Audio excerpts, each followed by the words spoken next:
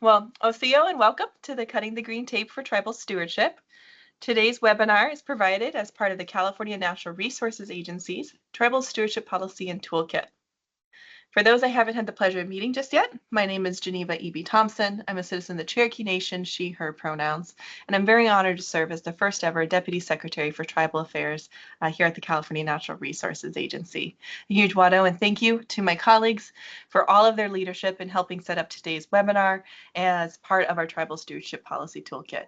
A huge wado and thank you to Sydney Anderson, who's joining us here today as our Tribal Affairs Fellow, and what I like to lovingly say is the producer of all of these different webinars. So just wado and thank you, Sydney, for all of your leadership in this space.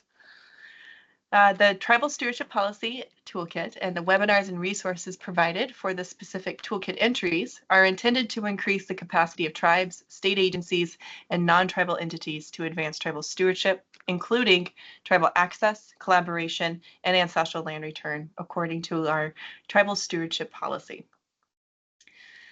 Today's webinar will overview the Cutting the Green Tape initiative and restoration permitting pathways more broadly for a tribal audience. So really the hope is to think through and see how we can cut this green tape and support tribes and tribally led projects in that restoration permitting process. Agency staff and tribal representatives, and thank you all for being here today. We'll discuss how cutting the green tape can be helpful to tribes, and we'll overview the available resources for navigating restoration permitting pathways. And tribal representatives will be describing how they utilize these tools to implement their tribally led projects across the state.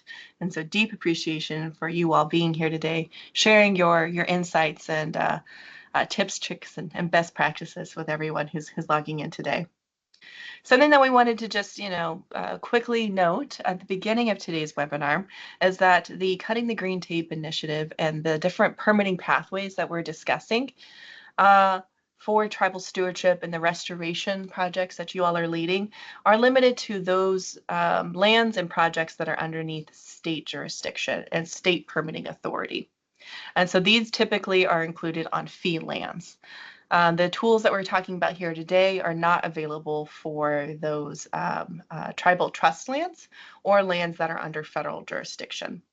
For restoration projects on tribal trust lands or other federal lands, we highly recommend utilizing tribal and or federal law regulations, permits, etc., to move in a good way and getting those important projects permitted and on the ground in those different jurisdictions.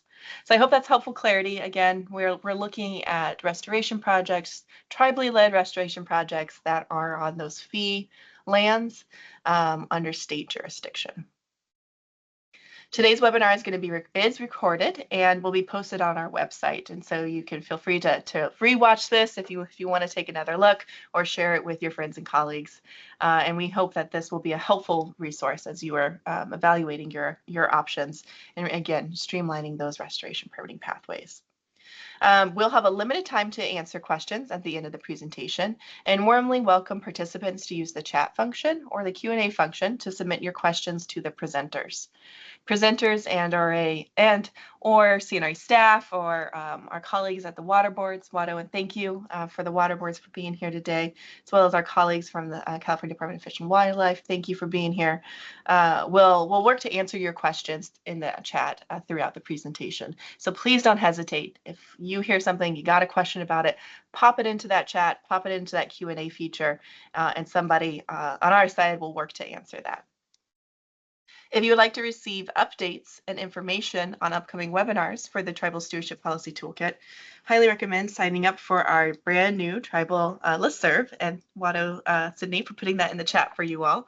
This is going to be our go-to listserv where we're going to be sharing out updates as it relates to the tribal stewardship policy and the toolkit, as well as a wide variety of different tribal affairs efforts coming out of the California Natural Resources Agency.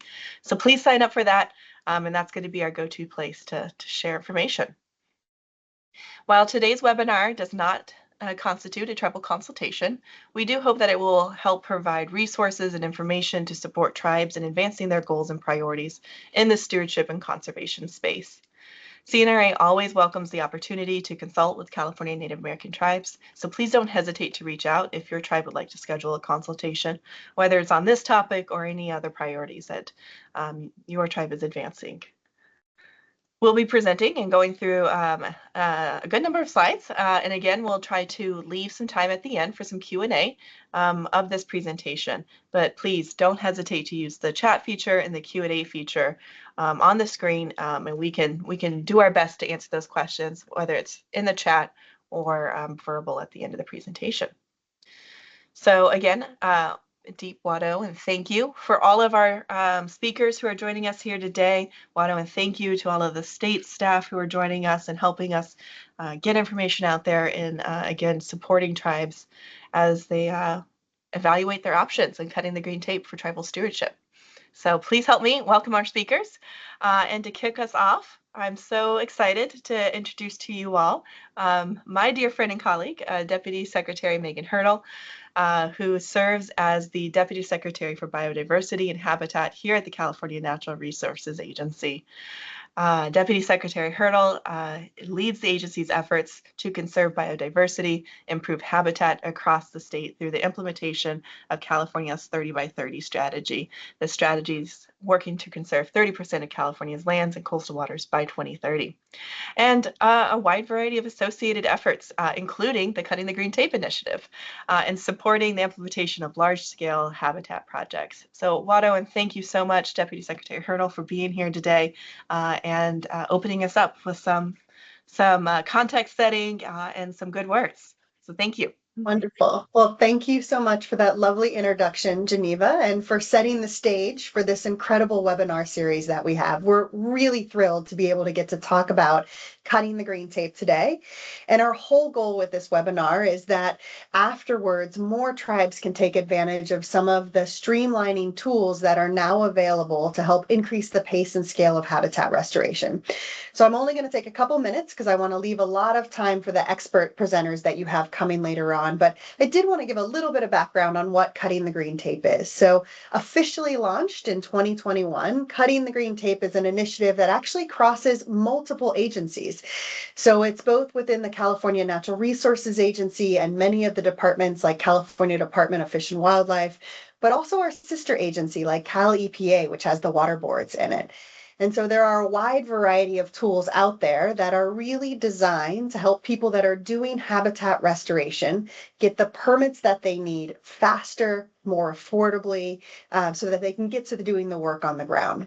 So instead of forcing good environmental work to get stuck in paperwork, we have created these efficient restoration permitting and environmental review pathways that are really aimed at eliminating unnecessary barriers, reducing those timelines, and really helping the biodiversity recover on the ground.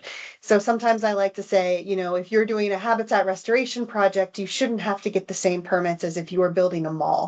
And so we've really been able to do that over the last several years. And have seen some great success. And we really focus on doing that in a way that maintains our strong environmental standards on behalf of the state of California, but really looks for those efficiencies and reducing costs. So I thought I'd give you a couple examples of some of the outcomes we've had recently, right? And gives you a sense of how successful these tools have been. So in the last year alone, through the Cutting the Green Tape tools that the California Department of Fish and Wildlife manages and operates, over, let's see, roughly 151 projects have experienced expedited and efficient permitting. This has resulted in habitat enhancement and restoration on 130,000 acres and 88 stream miles. So really an incredible amount of improvement happening on the ground. And this number always blows me away, and that's the cost savings. And so we estimate that roughly $4 million was saved by using these efficient permitting processes just at CDFW compared to what would have had to be in a traditional permitting pathway. And the timelines are significantly shorter. So last year, the average processing time was about 42 days to get these permits done through CDFW. So you're going to hear a lot more today about the various avenues that you can take if you have a restoration project and you're looking to use these pathways. I will just once again say thank you all for the work that you're doing out on the ground to restore the land. We know that we're not going to have a healthy California in the future or reach our 30 by 30 objectives unless we do that in partnership with tribes. And so really thrilled to be able to provide some additional information about the tools that are out there for tribes to take advantage of when doing this important work. Thank you very much, Geneva. Wado, and thank you so much, Megan. Really appreciate that. And those are some impressive numbers. I know I've heard them a couple of times, but now I'm like, oh yeah. So I had to thank you look so back much to for make sure I got them right. That's how good they are. Well, thanks for sharing, and thank you for opening us up in such a great way. Now I'm so excited to introduce to you all Erica Lovejoy, who's joining us as the Senior Program Director for Sustainable Conservation. Erica leads the Accelerating Restoration Initiative and is responsible for helping to acquire large regional and statewide programmatic permits and encourage other incentives to promote widespread implementation of restoration projects across California.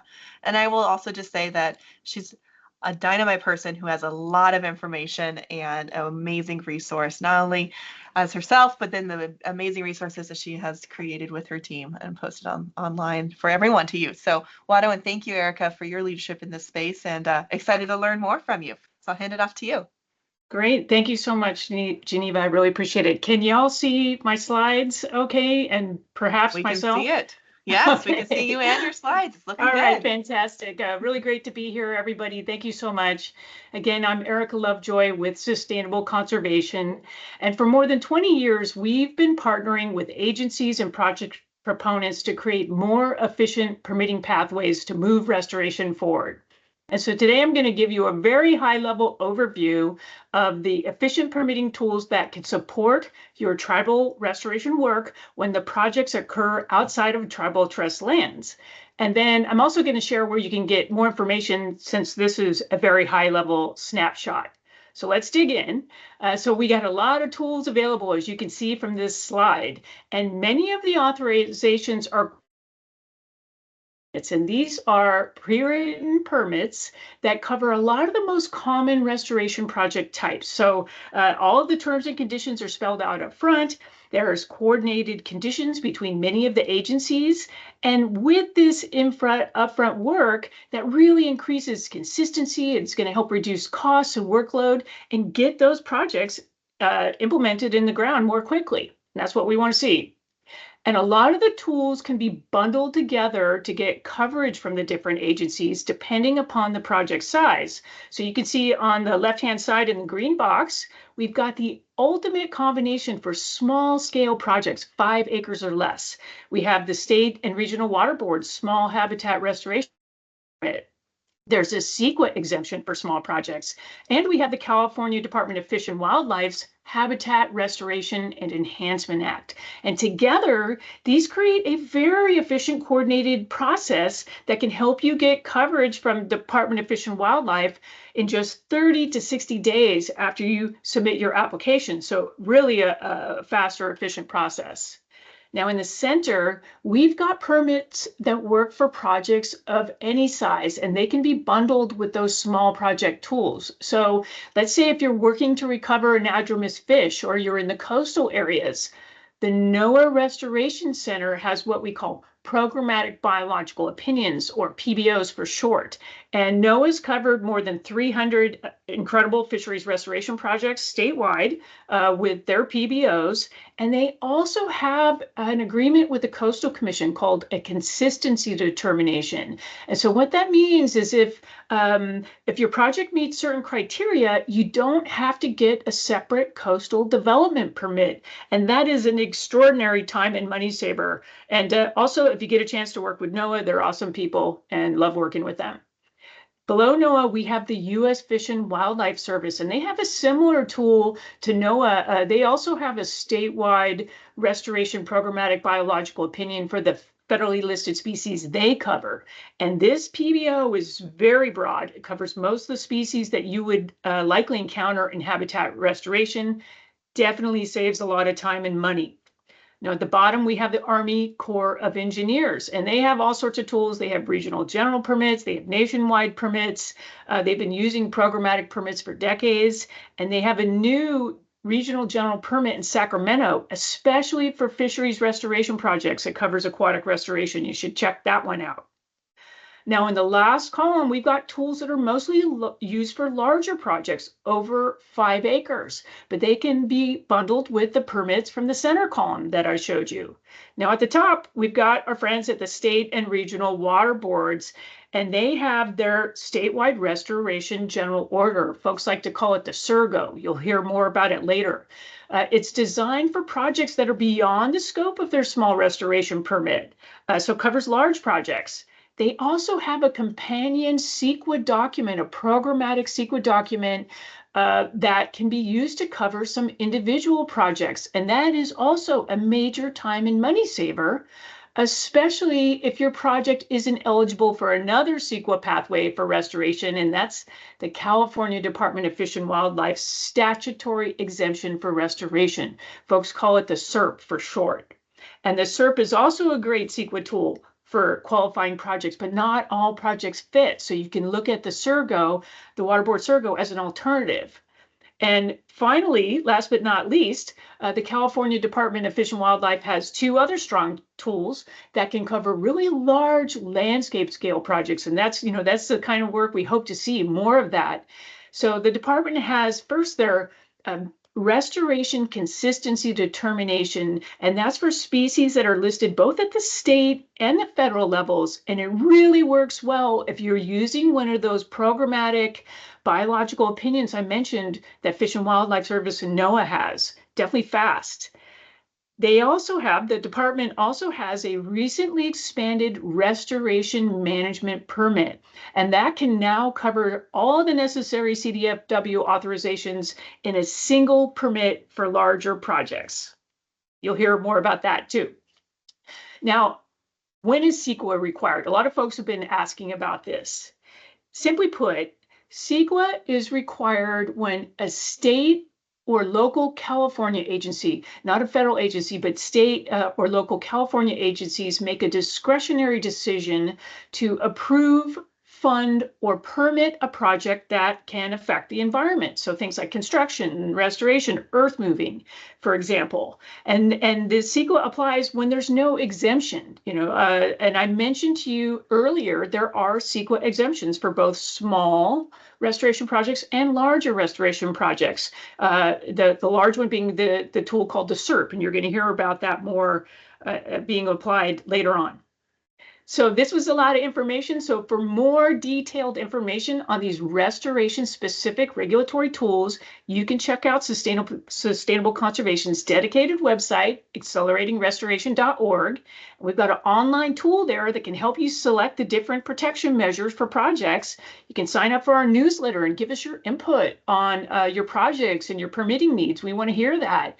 And then most importantly, you can sign up for a free permitting consult with us, and we'll give you free advice on how you could potentially take advantage of these tools. So please don't hesitate to reach out.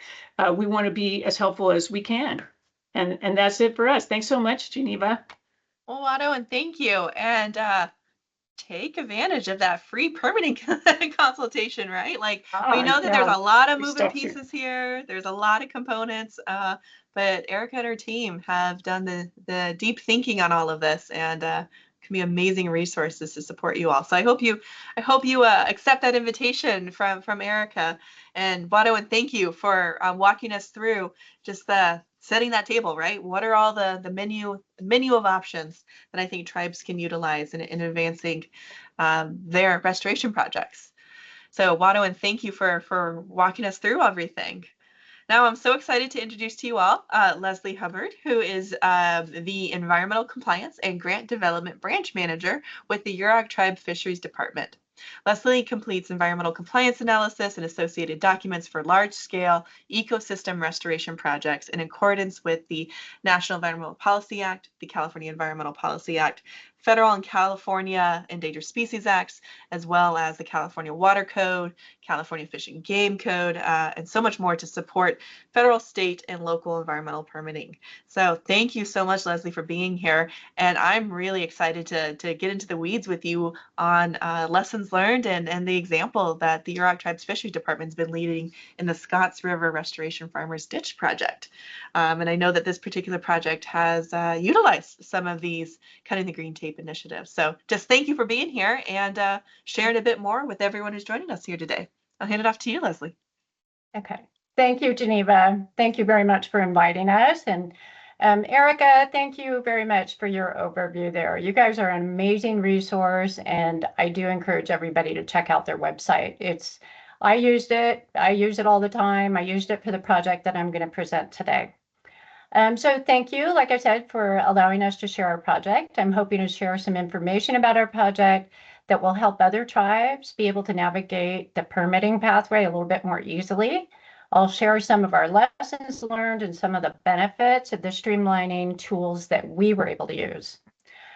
So first, a little bit of context about what the Scott River Restoration Farmers Ditch Project is.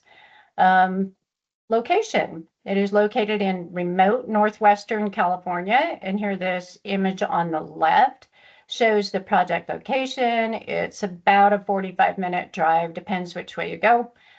Just due west of Mount Shasta. You can see Mount Shasta over there in the middle of the image, over on the right side of the screen, on the right side of the first image. And then the image over on the right shows where the project is within the main stem of the Scott River. So next slide. So the project is located in the tailings reach of the Scott River. And you can see from this photo just what type of scale we're talking about. This is looking north or downstream into the main stem from our project area. And then, Sydney, will you go to the next slide? And this photo is looking upstream. These are drone images that were taken by one of our project partners just a couple months ago. This is looking south, or there we go, right there. This is looking south or upstream into the main stem of the Scott River. And so now, like, why? Why the Scott River? Why did we want to focus on restoration in the Scott River? Well, it did offer a tremendous opportunity for restoration because, for one, the largest cohort of Southern Oregon and Northern California coast evolutionarily significant unit of coho salmon is supported by the Scott River, the largest cohort in the state of California. So that's very high priority. But then it's been so heavily affected. You know, you can see the scale of the impacts here from historic mining were really, really severe. And so mining over time altered the hydrology just very significantly. You can see in this image that the main stem of the river is squished over here as a little tiny thread over on the left side of the image. And the hydrology was severely affected, as were, yep, thank you, which really affected the habitat structure as well. Floodplain function was severely impacted and habitat was disconnected. It's a very frequent thing for frequent occurrence for the river to become disconnected seasonally during low flows. And so one of our project objectives was to try to retain surface water connectivity for a longer duration on an annual basis. The project was also, can you go to the next slide? Yep, high priority also, because the project area encompassed, what you can see here is a confluence of the tributary Sugar Creek that's coming in from the left side of this image. And Sugar Creek was also affected by historic mining practices. Same type of fish passage issues were created, hydrological function, disconnected floodplain. But Sugar Creek is a real hot spot for salmonids also, including not just coho, but Chinook and steelhead. So those, you know, all of those fishery resources are very high priority to the tribe. And so that immediately created an opportunity for the Yurok tribe. Now, in addition, there is no photo of it in the slides that I provided here, but we did have an agricultural point of diversion and associated conveyance system, part of which was confined in a pipe underground, most of which is an open ditch. But that conveyance system, the diversion and conveyance, serve a number of farmers that are located in the Scott River watershed. And it was very, very important to effectively collaborate with them. And we really wanted to address the fact that in 2015, there was a pretty major flood that damaged this infrastructure. It wasn't the infrastructure that it was as much of an issue as it was the fact that that event caused the main stem of the Scott River to insize by 4 or 5 feet. So combining these issues with, oh, and here we have a picture. That's a pre-project over on the left image, and we have a post-project image that's there on the right. The disconnection was, like I said, is a frequent occurrence in the Scott River watershed. And even though we don't think we can necessarily restore surface water connectivity year round at this point, we did want to, like I said, extend the length of the duration. So a really, really important part of the project was to develop an effective partnership with other stakeholders that could influence, that were very instrumental in the region. The project was entirely on private property. And so we didn't have to comply with NEPA. We did have to comply with CEQA, but we did form a partnership with California Trout and with the owners and operators of the point of diversion and the agricultural conveyance that I mentioned a moment ago. And so between those other parties and the Yurok tribe, we developed a memorandum of understanding. And it was really key to making the entire restoration doable. And everybody agreed. It was a very exciting thing because all parties agreed that they're very passionate about and support common interests to protect the functioning ecosystem while also trying to maintain a working landscape. So specifically looking at in-stream restoration and adjacent farmlands. And the interests are not, they have not previously been, we have not been able to collaborate as effectively as we did on this project. And it was very, very exciting. So to address all of the different issues that we wanted to address with the restoration, we developed a really large-scale project, and it involves a number of features that are designed specifically to improve the hydrologic function, to promote the floodplain connectivity, improve fish passage connections, and also improve water quality and quantity, and we wanted to increase the habitat complexity in the area. So, all that said, the permitting. Here was our permitting strategy. Federal approvals. Like I said, the project was on private property, and we were using state funding through the California Department of Fish and Wildlife. We had Protecting Salmon Drought Relief funding. But we did have to pursue a U.S. Army Corps of Engineers permit. We pursued a nationwide permit 27 for aquatic restoration. And issuance of that core permit required ESA compliance and Endangered Species Act compliance and compliance with Section 106 of the National Historic Preservation Act. State approvals, that's really where I'd like to focus most of my attention today. But I should say, all regulatory agencies and the staff from all regulatory agencies were aware of all of the different approvals that we were seeking from all the other agencies. So everybody was in the loop. I did try to share a timeline on a regular basis with all of them in an effort to, one, be transparent, but also just allow people to see what all was going on in different timelines with the different approvals that we were seeking. So the state approval, CEQA compliance was provided through the statewide restoration general orders, programmatic EIR, thankfully, because like Erica said, it was a huge, huge time savings. If any of you have gone through the CEQA process before, you know that it can be very time consuming, and it was great to be able to be aligned with what the programmatic EIR included. Huge time savings. Permitting. The 401 water quality certification was also aligned with the statewide restoration general order. We did pursue a restoration management permit. That's a new streamlining tool that CDFW approved not long ago. I think it was, matter of fact, I think it was a year ago. I think it was December of 2024. And we found it to be a very user-friendly process. And I'll get to some more details about that. That's the one that I really want to focus on today. We did also need a construction general permit because we were disturbing more than 1 acre of ground. And we needed a Caltrans encroachment permit because we were accessing the project from State Route 3, Highway 3. So next slide.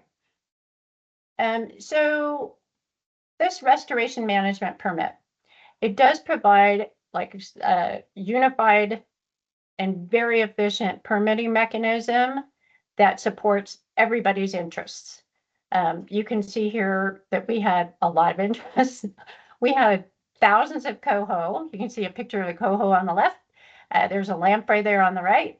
We ended up capturing and relocating thousands of species during this project. And next slide. Thankfully, the restoration management permit already included a number of authorizations that allowed us to be able to adapt our approach during construction because site conditions were very, very different than what anybody anticipated, and they were quite unprecedented. So here's a Pacific giant salamander. So like I said here, the 5 different authorizations that are included, CISA take, matter of fact, take of any species was included, fully protected species. We ended up including all species that we thought we could encounter on site, and had to do a little bit of guesswork regarding what numbers of species we thought maybe we might encounter on site. But the lovely thing about the restoration management permit is that it does allow take levels to be adjusted through a very simple request process. The restoration management permit also incorporated what would normally be required for a stream bed alteration agreement. So we didn't have to pursue that in addition to covering take, and that was a huge, huge relief. So next slide. There's a few really common themes that I cannot stress enough, and that is building flexibility into your project. I found that communication as well, regular communication was super helpful, but flexibility, what I mean is that, sometimes site conditions are radically different than what you anticipate that they will be. So you do need to be specific enough with agencies to let them know what you're intending to do, but ranges of species are sometimes a little bit better than, succinct numbers when you have that option. We did find that CDFW staff during the restoration management permit application phase and during the implementation phase, once we actually had the permit in hand, was absolutely great. Great communication, a lot of simple communication via phone call or email. We did get them out in the field as well. Now, we did need to amend our restoration management permit, and that took about 3 weeks, start to finish, because we added a project feature. This feature on the left is an alcove off of Sugar Creek. We decided to build that. Once we got into the project and started actually constructing the project, we went, wait, there's a huge opportunity to be able to provide additional rearing habitat. So we went through that process and it worked well. Excuse me. We also had CFW in the field quite a bit. They helped with fish capture and relocation, and I'm just getting over being sick, so I'm squawking. Excuse me. They came out and helped quite a bit in the field. And next slide.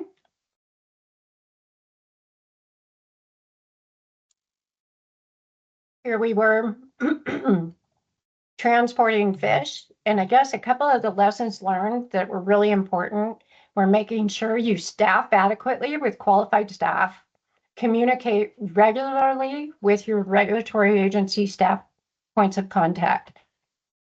Make sure that they're in the loop with everything that's happening, whether it's going the way that you think it was going to go or if it does not. But I highly recommend the restoration management permit and the statewide restoration general order. I don't think we could have gotten through the permitting in the time that we did without those tools. So there you go, Geneva. Wano, and thank you, Leslie. That was so much. That was awesome. So thank you for sharing your all's like on the ground lived experience, especially when navigating these different kind of green tape options that are available to you all. So just Wano, and thank you. And thank you for the restoration work that you all did for such a wide variety of beautiful species, including humans who rely on a healthy and restored environment. So just thank you for your leadership in this space. And thanks for sharing with us. I'm so excited to introduce our next speakers, but as a quick meeting logistics, it seems like our Q&A feature is not working. So if you do have questions, please use the chat feature instead, and we will respond in that chat.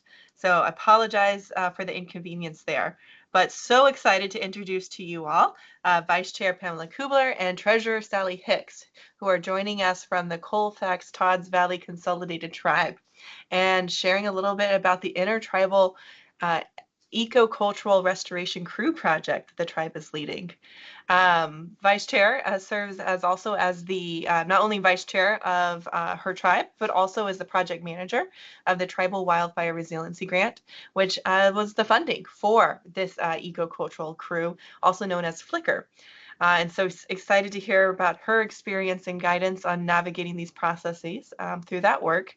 And then Treasurer Hicks is as not only the treasurer of the Colfax Valley Consolidated Tribal Council, works very closely with CAL FIRE and the California Natural Resources Agency as the assistant manager of the Tribal Wildfire Resilience Grant, as well as the Tribal Nature-Based Solutions Grant. So excited to work so closely with both of you and your tribe in getting good fire on the ground, and excited to hear about the best practices that you all have in navigating these state permitting processes.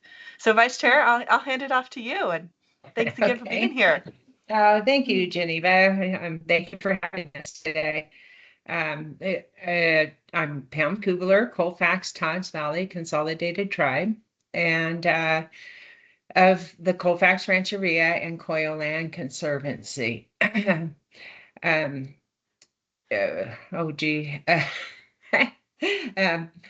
We have created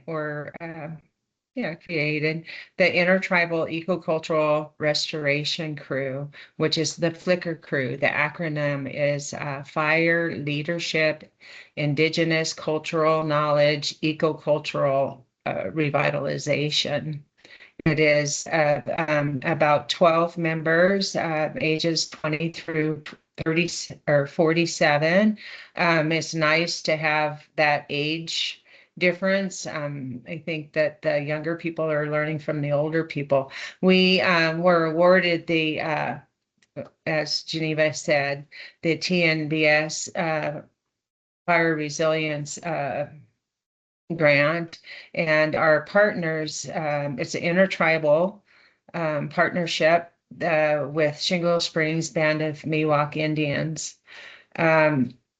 So then our work is on our property that we own. Our Colfax-Todd's Valley owns a couple of pieces of property, and then Shingle Springs Band of Miwoks, three pieces of property that the guys will be working on. So when we got started, we had somebody working for us that didn't work out, so we picked up the CEQA process that ended up being this sort of process. So in the meantime, while we were going through that, we went ahead and got our guys certified in all of the certificates they need. The firefighter to the S290, 219 S131, if any of that makes any difference. They did the READ training. They've done a TEK training. A few of them have gone to treks at different tribes throughout the state. So we were big on training, had plenty of time to do that because we could not work on the land until we got our SERP exemption. So there was plenty to do. And in that also with their training, they for the SERP, we needed to do our surveying of the land and surveying the timber, the mapping and photography, and then surveying the timber, the brush, the fuel loads, the native plants, the invasive weeds, wildlife trails and corridors, and also the waterways. So there was plenty to do in that time that we had not anticipated how long it would take for the CERT process, but in the same sense, there was, there was plenty to do. So, also our crew has participated in some prescribed burning with other agencies and at the Placer County RCD, Placer Land Trust, over at the UC Blodgett Forest. So we've used our time, hopefully it's I think we used our time wisely as far as just pushing our certifications and practices while we were working on the CERT process. So that was a bit of an overview. Our intention is to restore cultural fire practices and strengthening the community and leadership, revitalizing traditional relationships to the land. With that, I think I'll let Sally needs to go forward with what the technicals. Thank you for having us. So yes, I am so glad that we stumbled upon cutting the green tape actually, because I feel in the beginning it was even a question if we needed to go through the CEQA process. We weren't sure. It's like, well, we own the land. Well, Shingle Springs own their lands, and we have a BLM lease. Yeah. And so it was just real confusing at first, but we figured out we did need to go through we did need a notice of exemption because of the type of funding. So that triggered the process. So we started, you need a lead agency to help you through this process. So we called RCD and we called several agencies like, we need help. And finally CAL FIRE, like, okay, we're having no luck here. We need to get the CEQA done. So they agreed to be our lead agency. And we met a gal at a Meadows Restoration Project who suggested that we contact a gal at CDFW. So that's how we got in contact with CDFW. In that process, I want to say, with CAL FIRE, CAL FIRE was such a huge help in this process. We met with CDFW in May, and by August, we had a signed notice of exemption. I just feel it really streamlined the time that it would have taken to go through the traditional, CEQA methods. And we got our notice of exemption to last for 10 years because, we're really huge on the maintenance afterwards. Like, our grant is technically a 2-year grant, but it doesn't end at 2 years. We have to, or 3 years, we have to be able to go back and survey that again and do some more maintenance. So I can't, I mean, that cutting the green tape was just so helpful in, 3 months. It from meeting with them to the end, we had a signed, notice of exemption, and the crew's been at it since. They were so excited to get that go ahead.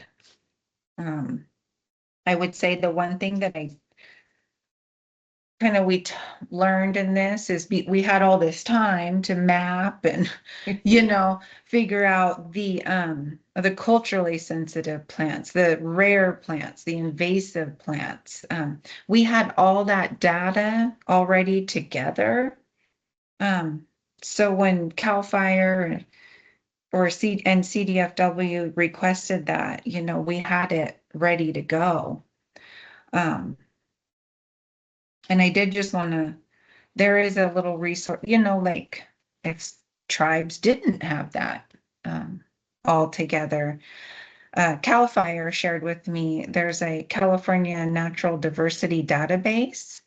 So that is where tribes can go to find, some of this information that will be requested for these restoration projects.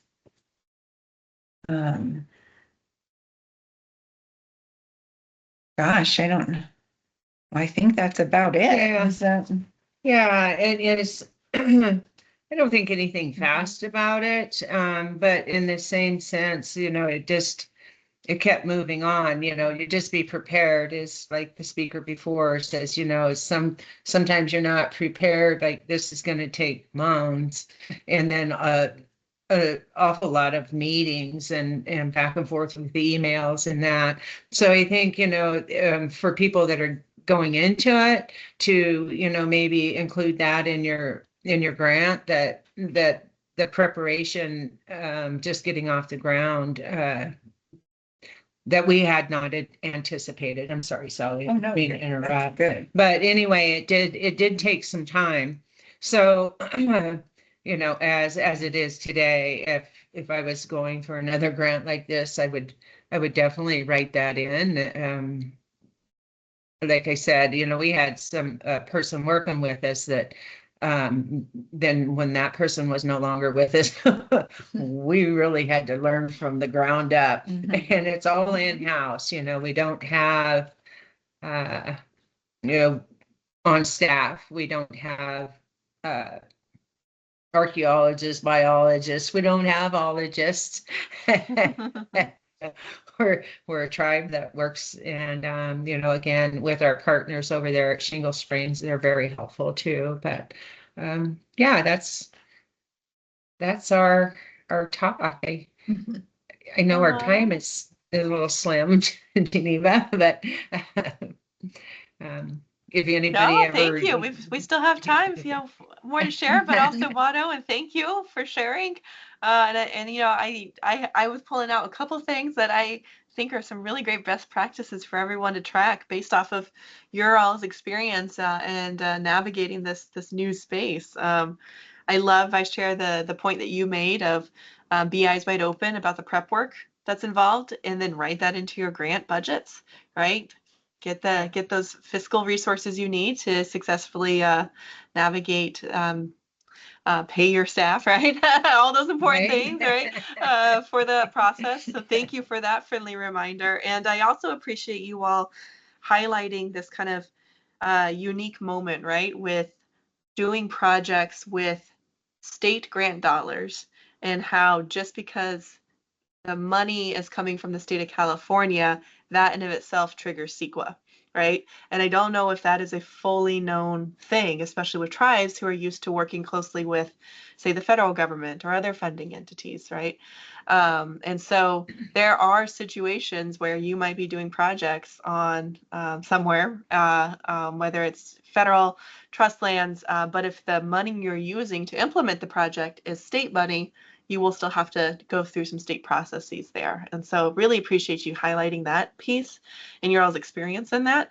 Because I think we need to do, we as in the state of California need to do a better job of clearly communicating all of that as it relates to our state grant program. So those are two pieces that I pulled out from your all's presentation. But did I capture or summarize those points correctly? Yes, yes. Yes. And I really feel through this whole thing, it's I think we're all learning at the same time. And so cutting this green tape is even going to get cutting the green tape quicker because there are processes that work. And if people had the heads up before they, actually stepped out the door to do this, I think it would go quicker. It just makes sense to me. Even if you were putting it on there, the preparation for it allows to do the surveys. We had time in between, but that was an important part of our application also, to write that. So yeah, we appreciate it, Geneva. And if there's anybody that needs anything, we would help. Oh, Make thank that you. green tape shorter. Yes, right. Well, Watto, and thank you so much for your leadership in this space. I love hearing that partnerships with CAL FIRE and CDFW are going well. So excited to hear the partnership with Shingle Springs. So just, Watto, and thank you for your leadership in this space and sharing a bit with everyone who's joining us here today. So thank you. I'm not seeing a lot of questions in the chat right now, so if you have any questions for our speakers, please feel free to pop those in to the chat feature. Excuse me, and we will get those answered.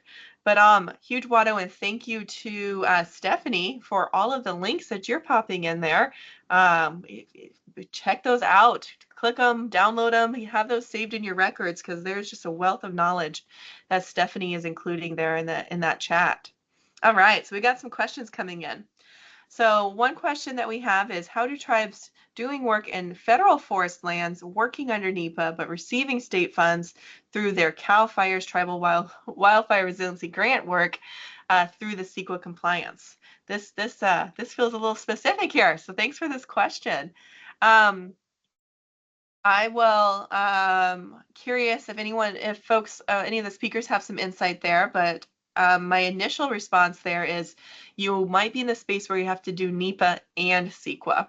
And so that's why the SERP process that Vice Chair and Treasurer Hicks were talking about is so helpful in this space, right? So if you're in that NEPA space, it's also nice to be able to streamline the CEQA space as well. But Leslie, I see you have your hand raised. Any other color to add to that question? No, I'm going to agree with you completely and say that we are in that position right now, and you hit the nail on the head. Yes. So sometimes, I know tribes are very much used to this, right? You have overlapping jurisdictions and a lot of different processes to work through. And so if there's a way that we can make the state process as easy as possible, take some burden off of you all as you're going through your tribal and federal processes, please don't hesitate to reach out.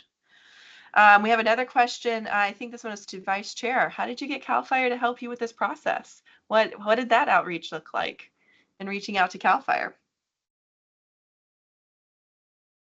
Well, I think in our situation, because CAL FIRE did fund our grant also, that really helped. And it was kind of like, I called Erica at CAL FIRE, who is the environmental, I don't remember her exact title, but so helpful and wonderful. I said, Erica, we have looked at every avenue. We've called every agency. I don't know what to do anymore. And that's when she said, okay. Maybe they felt sorry for Yeah, us. I don't know. So it's like begged and pleaded. But and she said, yes, we'd love to help. We can get her name. Again, CAL FIRE, we got our grant through CNRA, then of the TNBS, but then CAL FIRE funded us. Right. So it took us quite a long time to even get started. Yeah. It took us 6 months before we could. We basically kind of had to redo our grant into CAL FIRE's guidelines. Yes. Okay. So we knew a lot of people by then. Yeah. Well, I think maybe some of the lessons learned there, and for folks who are logging in and curious, if you're receiving grants from the state, ask the grant administrator, like, hey, can you introduce me to the right person at the permitting agency to Yes. help speed that along, right? So it Yes. was lucky that you happened to receive CAL FIRE monies, because Mhm. hopefully they know who their colleagues are. But even if you Yeah. received state grant funding from a different department, it's okay to ask them to do so. And also, CAL FIRE has a brand new Deputy Director for Tribal Affairs. Her name is Helen Lopez, and she is a great point of contact for anyone who is wanting to partner with CAL FIRE in your cultural fire space. And if she's not the right person to talk to, she knows who the right person is. And so I highly recommend reaching out to Helen. Deputy Director Lopez is a wonderful person who will be a great resource for you all and your partnerships with CAL FIRE. Okay, well, it looks like we're coming up to the end of today's webinar. Watto, and thank you for joining us here today. It was a true appreciation to hear from our speakers, learn a little bit more about the work that you all are leading, as well as share some resources that we have here on the state side. And so we would love to invite you. We're doing a two-part series in January, so excited about that. January 21st, we're going to have a webinar focused in on tribal perspectives around tribal consultation. We have some amazing tribal historic preservation officers joining us. We're going to do the deep dive and hearing from tribes and how they like to be consulted with, how they would like to be engaged with in projects across the state. And then on January 2nd, we're going to have another webinar that we're going to do a deep dive into the California Natural Resources Agency's tribal consultation policy as an example of how to do early, often, and meaningful tribal consultation. And then we're going to spend most of the time in that webinar doing best practices and tips and strategies of how to do early, often, and meaningful tribal consultation and engagement, all with this vision and goal of seeing and advancing tribal stewardship across the state of California. So please join us for these two webinars. They should be exciting resources for you all as you think about and work towards the implementation of your projects, or in partnering with tribes and helping support their tribal stewardship and leadership across the state. So I hope you all can join us. Save the dates. Those QR codes right there will help you with that registration. So again, a huge Watto, and thank you for joining us today for the Cutting Green Tape for Tribal Stewardship webinar.